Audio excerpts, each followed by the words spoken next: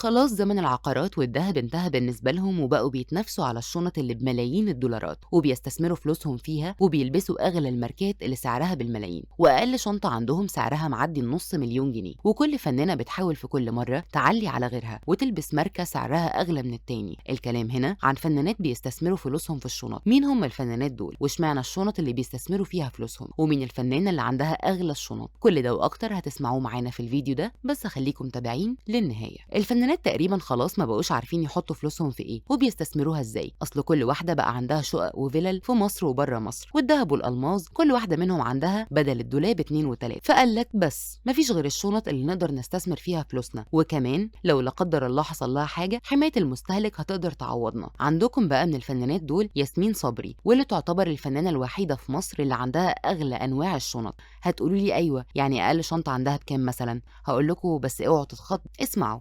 أقل شنطة عند ياسمين صبري سعرها معدي 300,000 جنيه، وده مبلغ قليل جدا بالنسبة لباقي الشنط اللي عندها واللي سعرهم فوق ال5 مليون جنيه. أيوة زي ما سمعتوا، ياسمين صبري عندها شنط بالسعر ده، زي شنطتها اللي ظهرت بيها قبل كده وهي من ماركة مينيكيلي، سعرها عامل 98,000 دولار أمريكي، والمبلغ ده بالمصري 4,872,638 جنيه مصري. وغيرها كتير قوي من الماركات العالمية اللي بملايين الدولارات.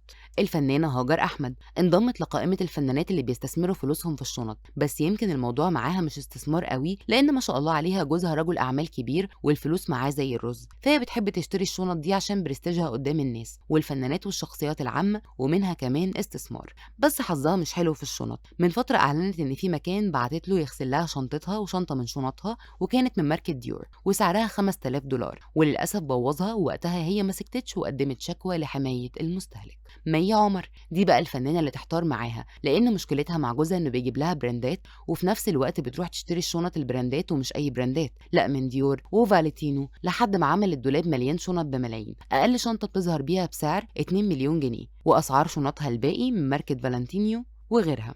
أما بقى الفنانة اللي دخلت وقشت الباقي في الفنانات في أسعار الشنط هي المطربة الشعبية بوسي، واللي قالت أنا ربنا كرمني من وسع أدلع نفسي بقى واستثمر كمان فلوسي في الشنط. بس الراحة وسعت منها قوي لدرجة إنها من يومين ظهرت في الساحل الشمالي على البحر بشنطة سعرها معدي ال 2 مليون جنيه، لأنها من ماركة هيرمس من طراز كيلي. طيب وهي لما بتظهر على البحر بشنطة بالسعر ده، أمال لما بتروح مناسبة أو تظهر في حفلة بتلبس شنطة بكام؟ وأعتقد كفاية عليكم كده يا جماعة، وبلاش أخدكم أكتر من كده. بس اكتبولي في التعليقات لو انتوا مكانهم هتشتروا شنط بالسعر ده، شاركونا في التعليقات.